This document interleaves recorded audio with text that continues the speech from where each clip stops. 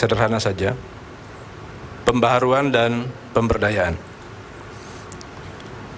Khususnya mencakup 3 bidang utama, yaitu pendidikan, kesehatan, dan kesejahteraan.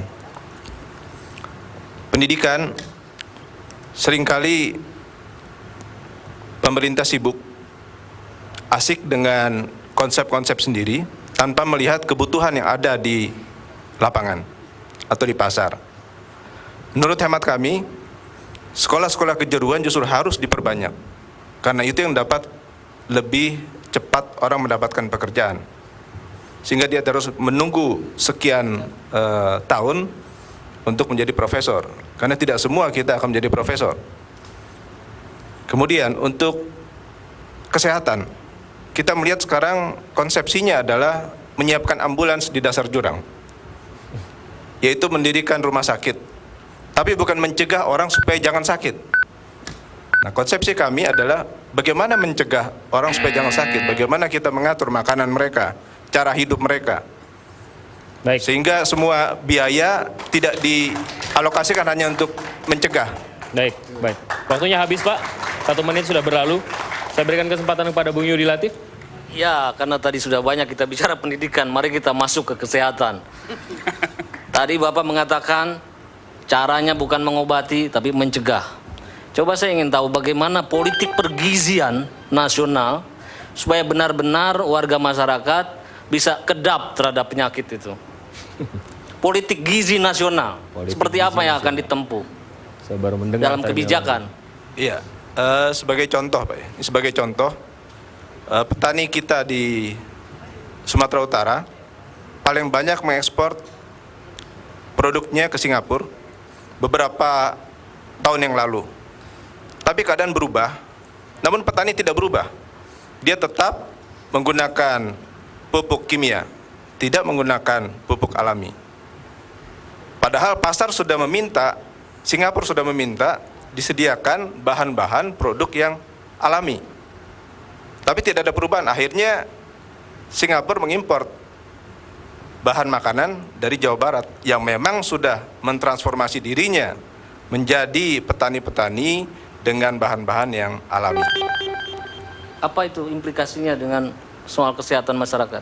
Ya, dengan memakan produk-produk yang alami, tentunya itu membuat badan kita menjadi lebih baik, lebih sehat daripada kita masukkan yang kimiawi. Karena yang alami akan terserap oleh tubuh dengan baik, sementara yang kimiawi akan tertinggal dan mengakibatkan berbagai macam penyakit seperti sekarang ini. Oke, terus intervensi kebijakan apa? Misalnya sekarang angka kematian bayi sangat tinggi. Sebagai saya contohkan ya, sekarang pemerintahan Cina punya proyek supaya setiap anak-anak di Cina bisa minum susu.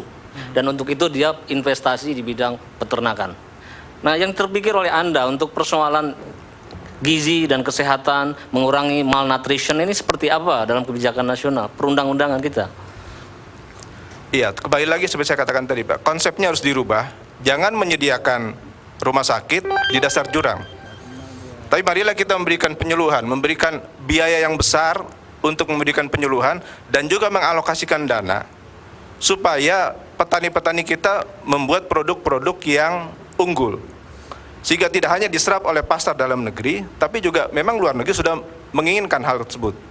Dan untuk mendorong itu perlu undang-undang seperti apa? Ya, undang-undang untuk kembali ke alam, Pak. Memperhatikan apa yang terjadi, sehingga kita tidak dipacu dengan pertumbuhan yang luar biasa, tapi mengakibatkan kekacauan atau kerugian di kemudian hari. Oke, silakan. Pak, mungkin saya boleh bantu Pak, ketika tadi rekan saya menjawab soal bagaimana bicara soal politik gizi nasional. Mestinya Bapak melihat bagaimana kira-kira program pemerintah di ketahanan pangan. Itu yang Bapak mesti jawab. Bagaimana kira-kira program stabilitas harga dalam konteks pangan sehingga rakyat mampu menjangkau membeli pangan. Atau bagaimana ketika Bapak bandingkan dulu misalnya dengan ketika Orde Lama memberikan susu pada anak-anak SD yang sekarang ini sudah tidak ada lagi. Sementara negara tetangga kita tetap memberikan susu pada anak SD. Gimana Pak? Ya, concern kami bukan hanya sekedar memberikan susu Pak, tapi memberikan susu yang berkualitas dari sapi-sapi yang makan makanan yang berkualitas. Sehingga bayi-bayi kita tidak hanya dijejali oleh susu yang baik, tapi susu yang berkualitas. Pak, itu jawaban saya. Saya ingin Bapak punya konsepsi yang jauh lebih buka, lalu masuk ke itunya, contoh-contohnya gitu. Iya Pak, jadi kita PDS akan mengusahakan, ya, tentunya bekerja sama dengan partai-partai yang lain, supaya kita sama-sama sepaham. Kita sama-sama setuju bahwa kualitas yang baik dari makanan yang kita makan itu akan membuat tubuh kita menjadi lebih sehat. Dan masalah lebih banyak itu tentunya tergantung dari dana yang diberikan, alokasi yang diberikan untuk melakukan sosialisasi, melakukan pendidikan kepada masyarakat, sehingga kita tidak sibuk dan puas dengan konsep-konsep yang kita buat sendiri. Oke, terima kasih Pak Ferry. Habis sudah waktunya dan ini juga merupakan akhir dari jumpa kita di uji kandidat. Saya berikan aplaus kepada Bapak dan Ibu sekalian, siapapun yang terpilih. Dan sampai di sini uji kandidat, kita ketemu minggu depan dengan para kandidat dari daerah pemilihan lainnya. Sampai jumpa.